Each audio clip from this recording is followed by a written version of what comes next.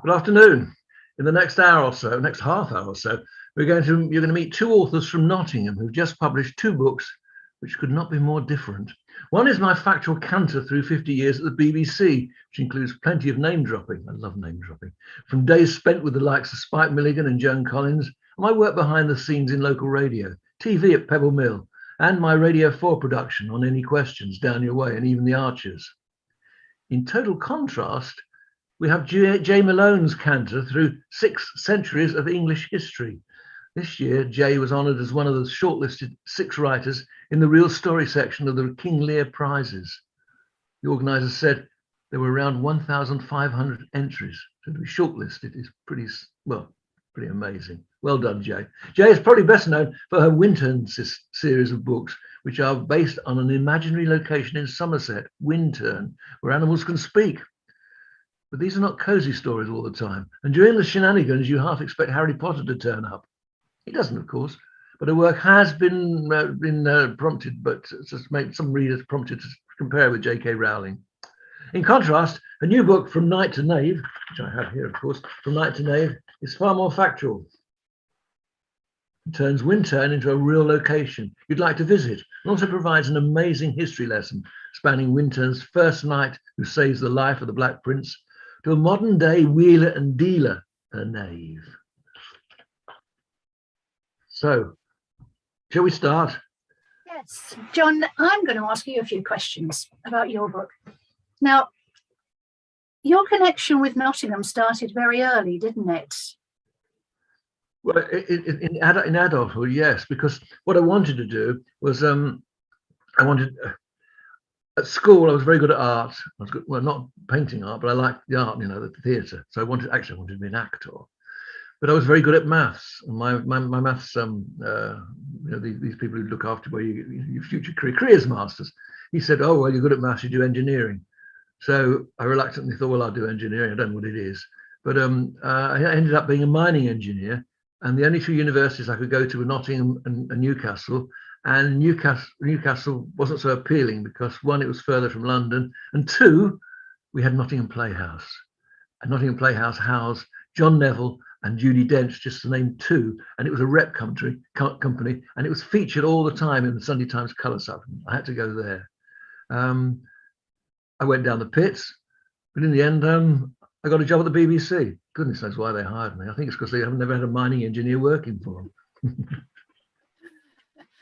I understand that it was a back injury, wasn't it, that stopped you actually going down the mine, but you probably wouldn't have taken that up as a career anyway, would you? Well, because of your interest in radio and acting.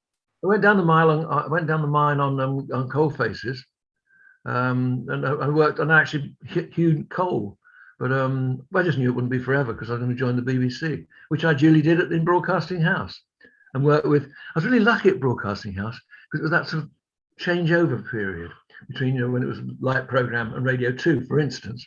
So I was working with people like Max Jaffa and his Palm Court Orchestra, Frank Chaxfield and his orchestra, even Sid Phillips and his orchestra. But then alongside that was Led Zeppelin and Status Quo and Soft Machine. So I was doing comedy programs, and I adore comedy. So we did all that. But because Kate was pregnant in Nottingham and I was working in London, one of us had to move. Local radio turned up, and I decided to join local radio, and that's how it ended up in the end at local radio Nottingham. After working on the Archers, mind you, in Birmingham. I was going to say about your time with the Archers, that was sound effects, wasn't it? Yeah, it was spot effects. There was sound effects, which is on record. You had a record to spin. You were the more senior person. The junior person was the one who's, it would be something like, hello, Jack, he'd be in the ball. Hello, Jack, can I have a pint? And he'd say yes. And you'd splash the coins on the table. I was Dan and Doris's bed once. Oh, Jack, can't you get to see? No, I can't. And I had to rattle a duvet in front of a microphone. So all that's in the book. Foley now. Pardon? Don't they call that Foley now, where they're inventing ways of creating sounds? Oh, we it was ways of creating sounds was something that, we all loved, because the Goon Show was one of the first people I came across doing that. Although I didn't work with the Goons, to my regret. But anyway, I turned up at Radio Nottingham, and they wanted me to do sport and just general programs, and I didn't realize I was going to do so much sport. but it was a great time. You mentioned Judi Dench earlier on. Yeah, How did Judi you actually come across Judi? Right. Well, when I was at university, and I used to go to every play at Nottingham Playhouse, the rep company included Judi Dench. Judi was doing one of these Saturday morning talks to students and people, actually in the base of the Nottingham Playhouse, which is below a beautiful mural, well, stunning mural. And I was sitting on the floor, and she stood on my hand. Oh, I'm so sorry. And I said, just looked up and I said, that's all right.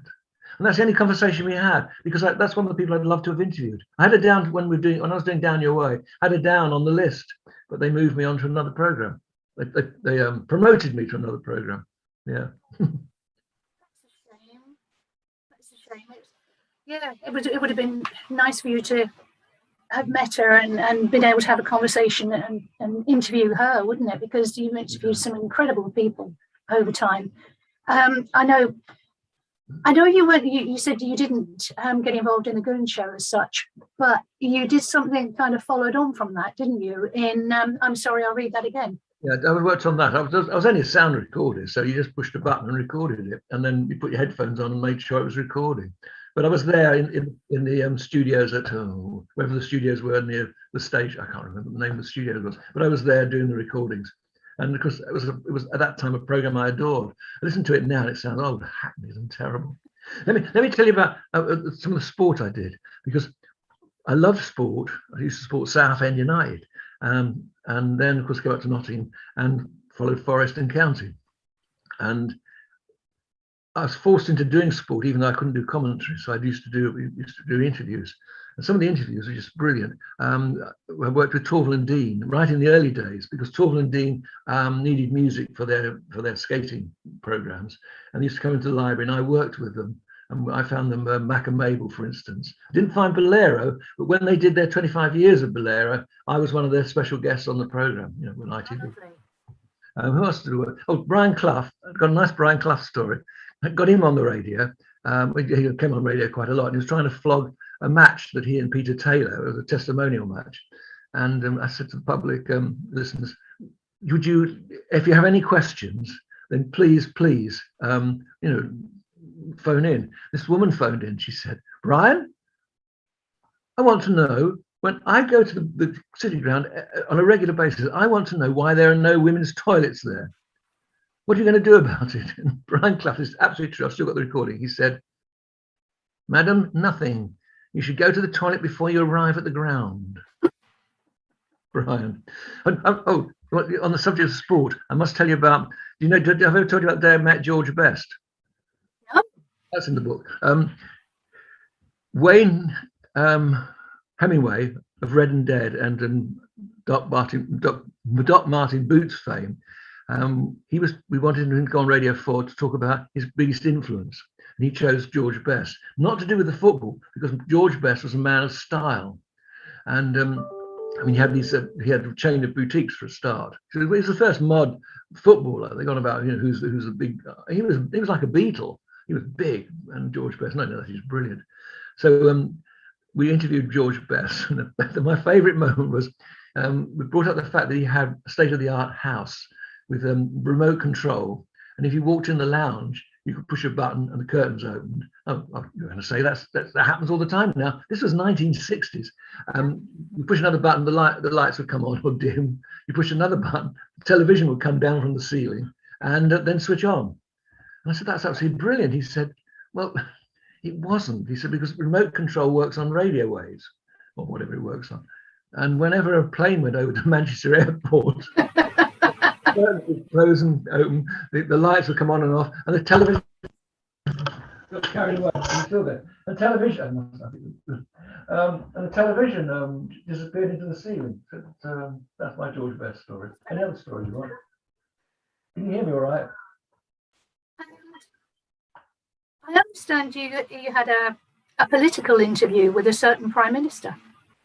Yeah, that was when I did Down Your Way from Bristol. We chose different personalities to present Down Your Way, and we got Nigel Hawthorne on, who was one of the nicest person I've ever worked with in the BBC. He was doing Yes Prime Minister at the time. And we decided to do Whitehall. I did all the research on Whitehall, visited him. He was in a play with Felicity Kendall in the West End, and Tom Stoppard play was. And we used to meet up to discuss, to exchange notes. And one of those meetups, we'd had a couple of pints. Well, I had, and he, anyway, I loosened my tongue. We were feeling really satisfied about this recording. And I said to him, wouldn't it be fun if we could get the Prime Minister on? And then you could end the programme with the words, yes, Prime Minister. And so I phoned up 10 Downing Street, asked for Sir Bernard Ingham. They said, who are you? And I said, I'm John Holmes, I work for Down Your Way. People who work on Down Your Way do not speak to Sir Bernard. We'll find a lesser civil servant. And in the end, this chap came on, he said, oh, I think the Prime Minister will love that. I'm back in 10 minutes. And you know, he was back in 10 minutes. And we got Mrs. Thatcher. Pictures in the book. And what was she like? Well, you must remember that I'd gone through the miners' strike here in Nottingham. It's also in the book. And it was a nasty time. But she was absolutely charming. Cecil Parkinson, said she was very, she had sexual attraction. And despite that, that was a strange thing. She had this sort of presence. I can't describe it. And she was trying woefully to sort of get off with Knight. Well, not get off with him, but shut him up, put his hand on his knee and things. And in the end, we continued the interview much longer for Down Your Way. And in the end, she said, "Look, I've got to go because I've got another appointment. Do help yourself to a cup of coffee. I'm afraid it's Gold Blend," and that was the last I heard from her.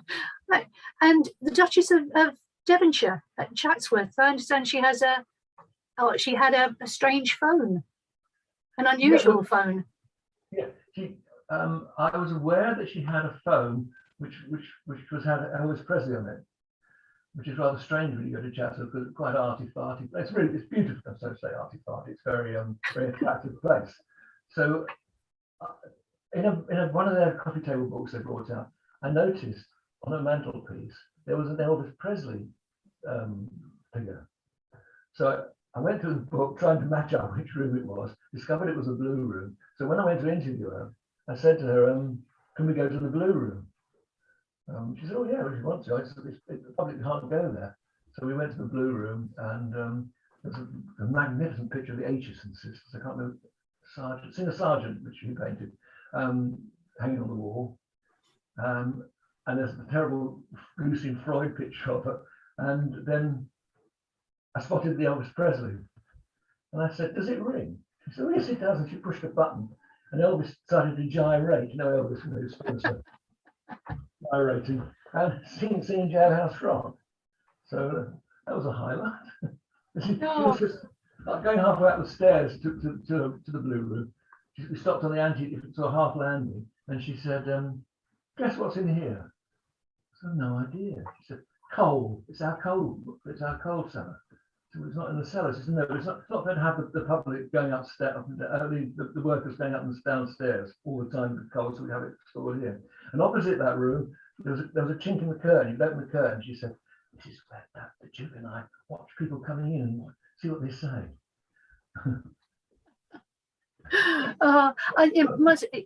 You've led the most fascinating life, you know, since going into the BBC.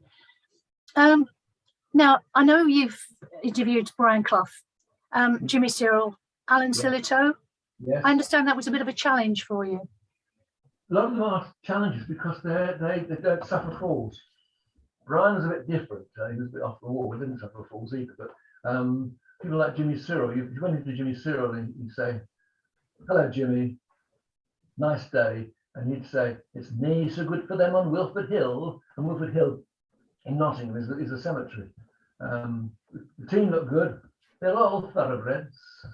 So you don't get anything out of it. Do you reckon you're going to win today, Jimmy? I'm nae clairvoyant. So he was hard work but love. I adored Jimmy. And with Alan Sillitoe and with who else did it? Who played Alf Garnett? Warren Mitchell.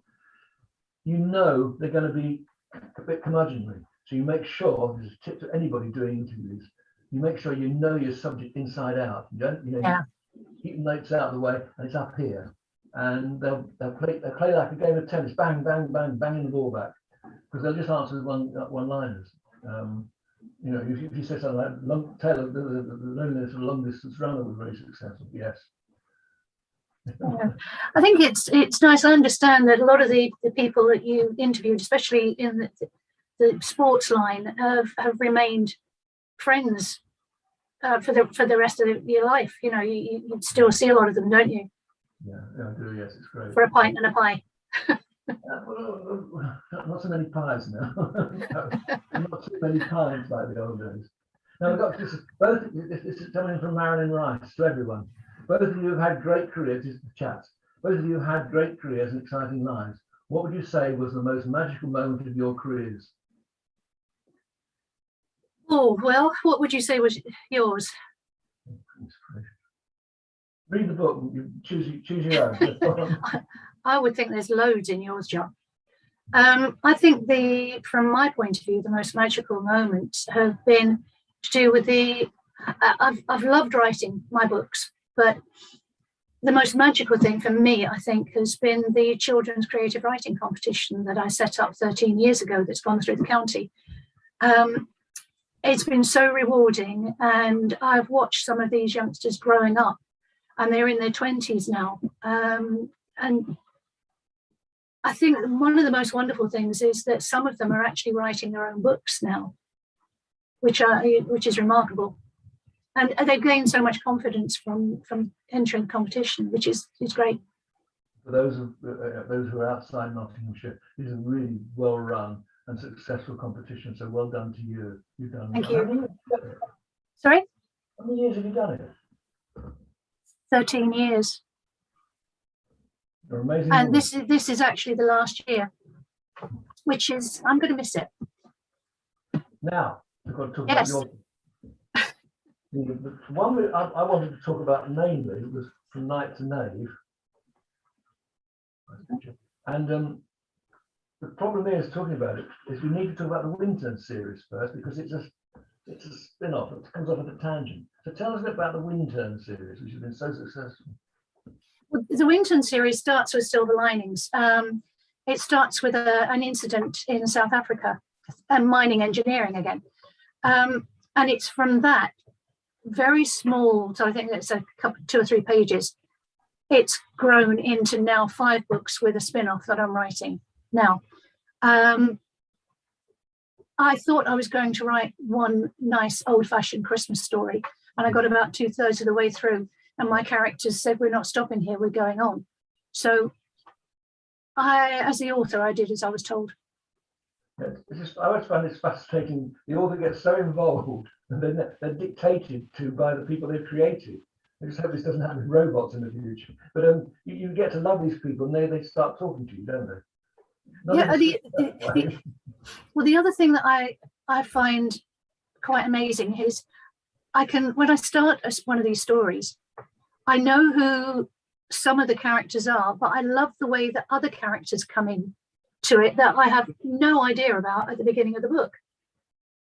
There's in Queen of Diamonds, there's a woman in her 50s with a "don't mess with me" attitude. She's a Guy's Region scenes of crime officer, and she's as tough as old boots, and I love her to bits, and I'm desperately trying to find a way to bring her back into the spin-off. I'm sure you'll find a way. Well, the Winton series has given birth to this, which is in a sense totally different, because although all the subjects you deal with in the series and the timeline, which I'll mention in a moment, is actually based on a lot of real history which needed to be researched. I mean, some of it, if you get them wrong in some of these history books, you are in deep trouble because people will point it out. So you must have an awful lot of research. I've done research for the other books as well, because the limestone caves under the Mendips, items of history, the types of horse, the breeds of horse, There's so many other things. Wells Cathedral, the River Axe. There are so many different things that I've actually brought into it. Types of diamonds that have been found in South Africa. I was looking for something in particular, and there it was. I found it. Well, in this book, you go from 1356 yeah. to the time of the Black Prince. That's the Battle of Poitiers. We've got Henry VIII. We've got Elizabeth I. We then go into King James II, the Monmouth Rebellion, Queen Victoria, and then into modern times where we get a property developer or something like that. Horrible man. Anyway, the thing starts off. I assumed the guy who helped the Black Prince was going to die because he seemed to be lying amongst a load of dead bodies at the beginning of the book. Am I spoiling? There are a few. There are a few, but I mean, bearing in mind the times, they were quite violent times. When Elizabeth turned against the Catholics after the Babington plot, and finding out that Mary Queen of Scots had been involved in the plot against her, where she'd been quite liberal with her views on how to treat the two different religions until that time. And when that happened, that movement against the Catholics happened all over the country. So I have Winton Manor is raided. Yeah, I was going to stop here because I thought it said, John, could you possibly speak up or get closer to the microphone, please? Some people struggle to hear. Oh dear, don't say this. I've got this trouble. Is it really a microphone? It has changed, it says on here. Can you hear me okay? I can hear you, but it seemed to be after the wobble earlier on where they... Right, I didn't realise that. It did go off slightly. I'm going to unplug this thing and see if it works again, all right? I think we're okay. Can't hear you at all now. Hear me at all? Yep, you're back again. Oh, good, that's all right. That's the best I can do. I've got lots of rubbish equipment. So we've got we've got the Prince Elizabeth I. You've got the monk's hole, the priest's hole. Yeah. But the Babington plot was in Derbyshire. You're trying to pin things in Somerset, and they have to have something to do with Somerset each story. Otherwise, it doesn't work. Well, as I say, because of the anti-feeling against Catholics over that plot, word spread, and it was the mob turned, and it didn't matter where they were. It was anyone who supported Elizabeth was going to, if they particularly didn't like Catholics, that was the time they were going to turn. And you have a rough bunch that decided enough was enough. Winton was a Catholic setup, wasn't it? Sorry? Your Winton Manor is a Catholic setup. Therefore they have the family originally was Catholic, yes. Yeah. See, despite the picture on the front, which you told me why you have that picture on the front, it's not as cozy as that, is it? Your book, because I mean, no, it's not cozy. No.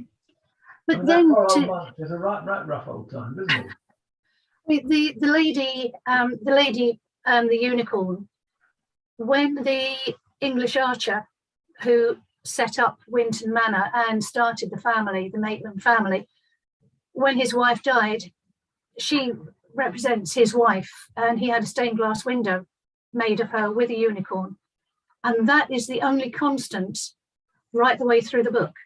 That window is still there in the other Winton books. Yeah, that's the constant. I'm with you. I mentioned some of the bloody stuff. I mean, that's a nice story as well, but I can't let you go before we mention the Monmouth Rebellion. Yeah. Teaching people in my memory of history is the hanging Judge Jeffreys, and he definitely visited that area, didn't he? Yes. Wells in Somerset was the last bloody assize Now, when I was a child, I lived in Sherborne in Dorset, and I know the archway where 12 men were hanged before being drawn and quartered. There was Glastonbury, Wells, Dorchester, Taunton, Bridgewater. It just spread right the way across the area, and there were some areas where two roads met, there would be a gibbet, and the bodies were just left as warnings. There's a bed and breakfast in Shepton Mallet, where the Duke of Monmouth stayed the night before the battle. Some of the things that I found out about a 9-year-old boy, for instance, who just happened to be singing a song that he'd overheard that was in support of Jamie, Duke of Monmouth. And this poor little lad was arrested, dragged away from his family and tried at Wells and transported at 9 years old. Another man who just happened to have the same name as a supporter of the Duke of Monmouth definitely wasn't the fellow they were looking for, but the one they were looking for managed to escape, and this poor chap was arrested because he happened to have the same name. And Judge Jeffreys said, "Well, tough, you're gonna die for him." Right. There are nice stories in the book, aren't there? All those, they're all mentioned. There were 1,300 men who suffered one way or the other, either being hanged, drawn, and quartered, or transported, or left in jails to rot, and that sort of thing. But one of the things that I wondered about afterwards was, what about the women and the children who were left when all these 1,300 men were taken away? Yeah. So I've brought that into the book as well. So that is from light to a know.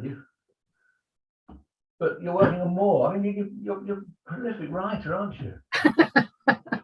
Well, I have 5 animal stories for younger children as well. I'm the Lorna and the Loch Ness Monster. I don't know why I decided to write that. It just happened to come into my head. They're nice little stories, either for reading to younger children or for children who can read.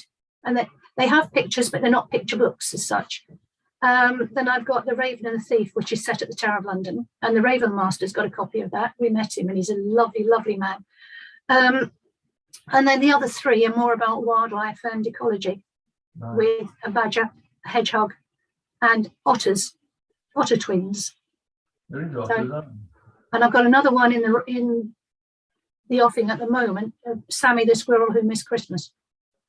Oh, what a sad story.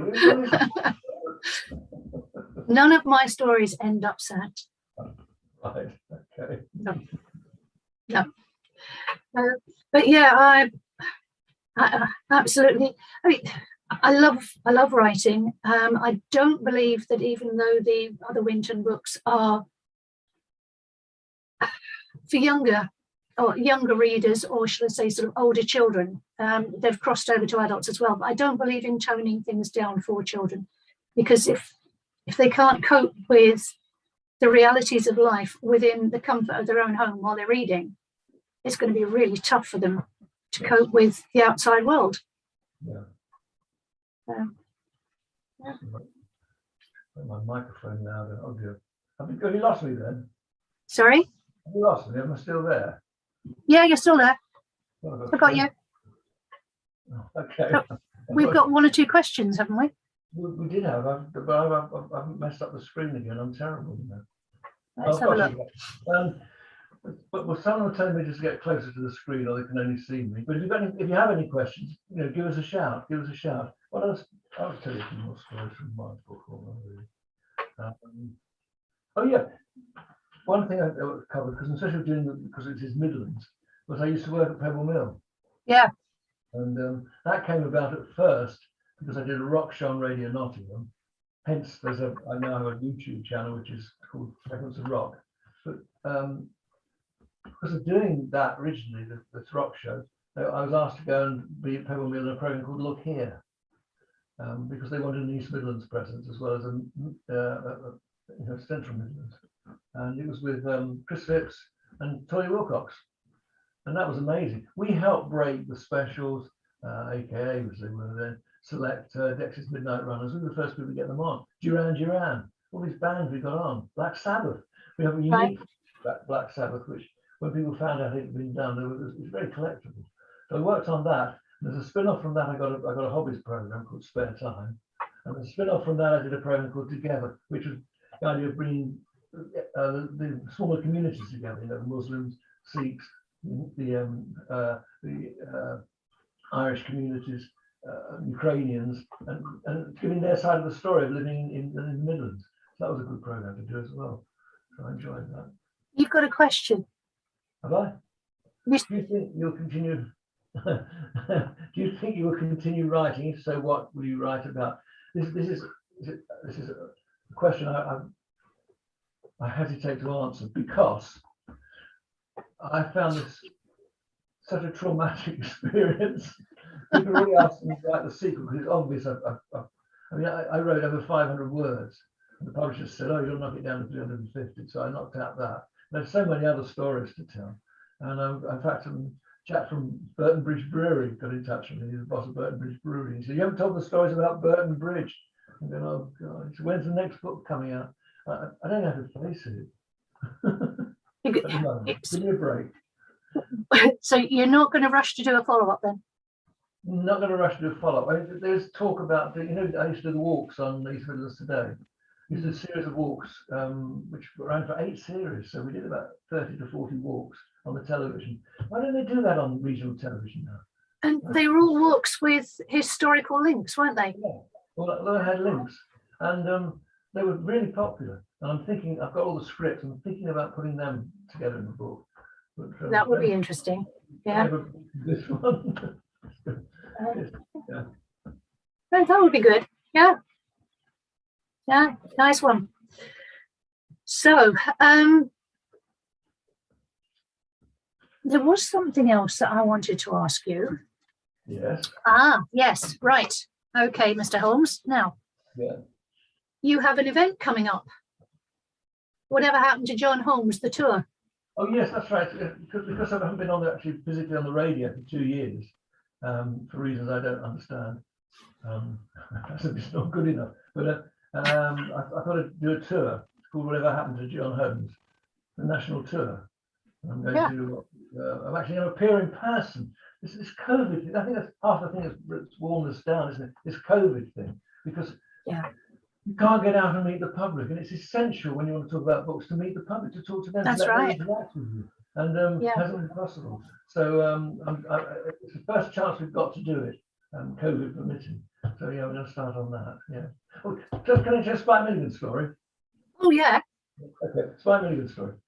When I was doing Down Your Way, in fact, someone said, "What is your greatest moment?" And in a sense, it was working with Spike, because he'd been my hero on the Goon Show and all that. And he was tricky, but that's part of the challenge. I love people a bit tricky. You have to sort of handle them. I think I handled him okay. He invited me back to his house afterwards.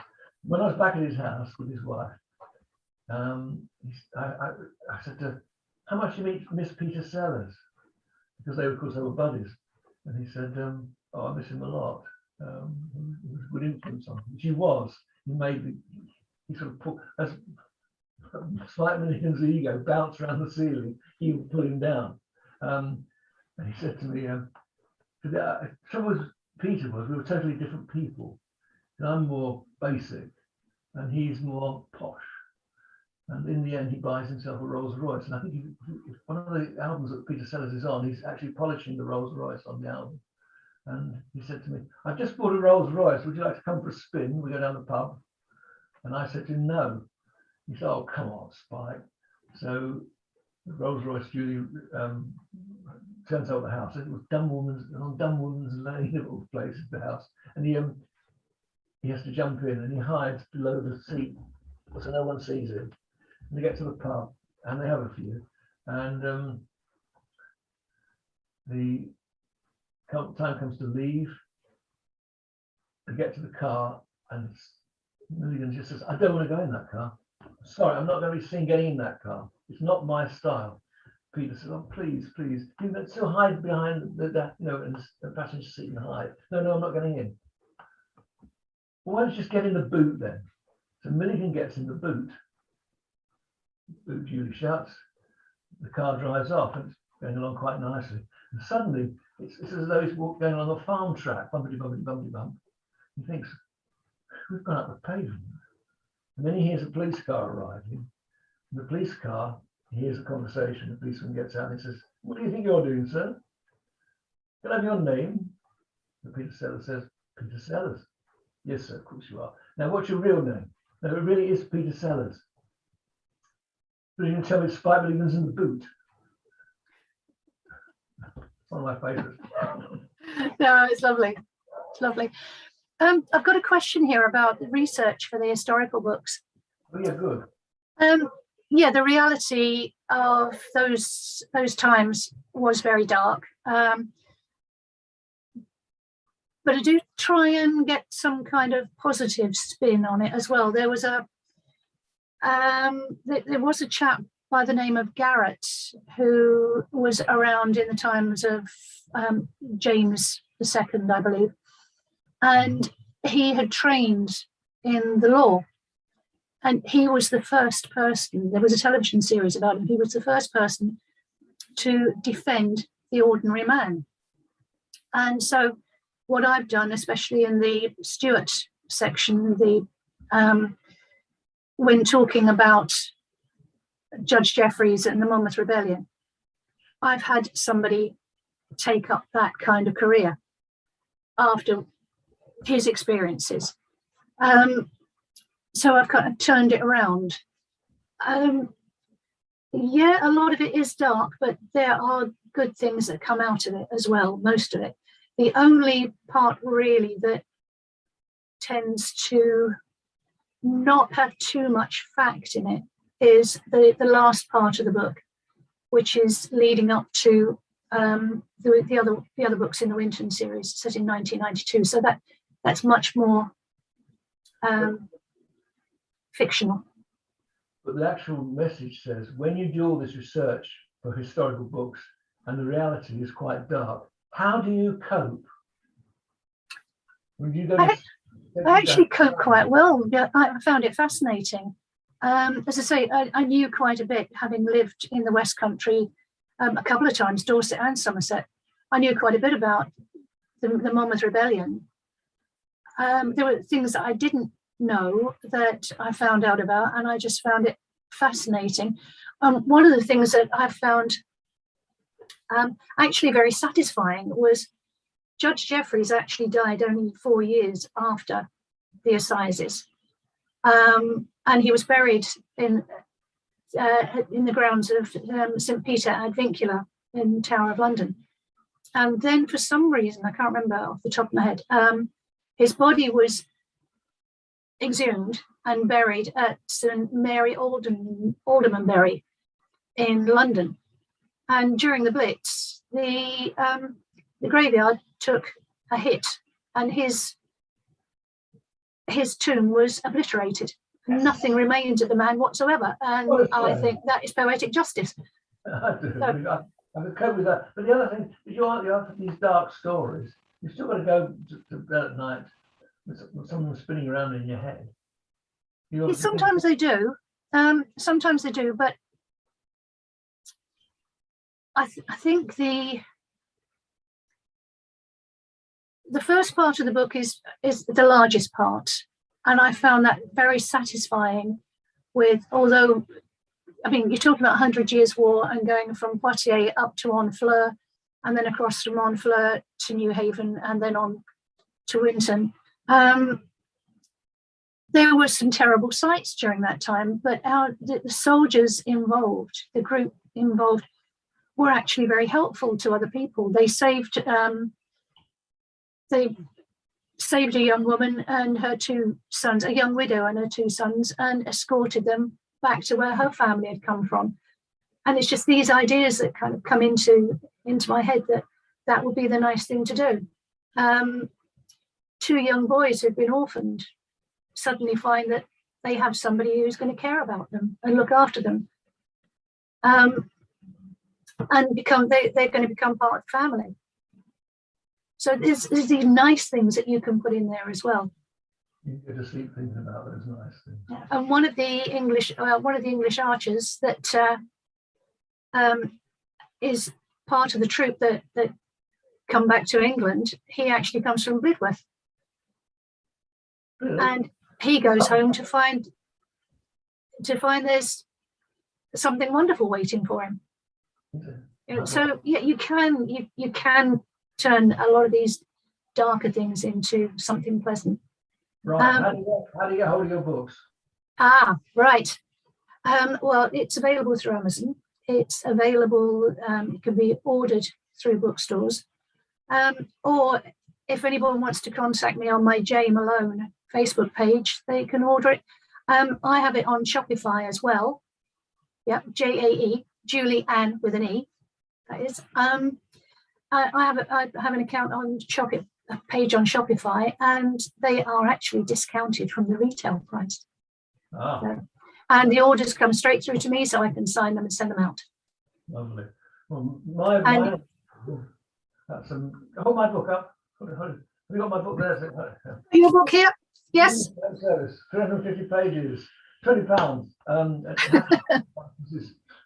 it's hardback.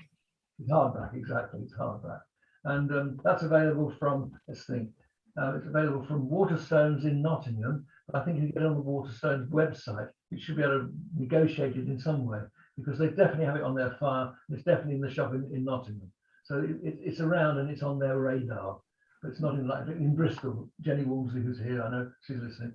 She's in Bristol. You won't be able to buy it direct, but you might be able to get it online. It's also at Five Leaves Bookshop, which I'm very proud of, because they've certainly come. In fact, when I finish this, I'm going to go back to Five Leaves, take another 4 books. Five Leaves Bookshop is just by the Council House in Nottingham. It's available from Loudon Bookshop, bookcase in Loudon, of course. Jane Street is looking after that. So, and that's why I'm doing the talk. And John's evening, John's evening at the bookcase is on the 23rd of September. And right. Tickets can be obtained by contacting the bookcase. Absolutely. I thought I'd get that in for you. I'm hoping to get there myself. Finally, I have a website, johnholmes.co.uk. So it's John Holmes, one word, .co.uk. Go onto that, it's got all the details of the book. You can also press a button to order it, like PayPal or something or other. And there's also Fragments of Rock, which I'm very proud of. There's all sorts of stories about Mark Boland and John Cale, Eno, it's all there. The experiences you've had are incredible. It's all in the book. Francis, just a quick answer. Yes, I do think historical fiction does encourage an interest. I had a wonderful teacher when I lived in Sherborne in Dorset. He actually wrote a book about the town itself. We had Walter Raleigh living in the old castle there at one point.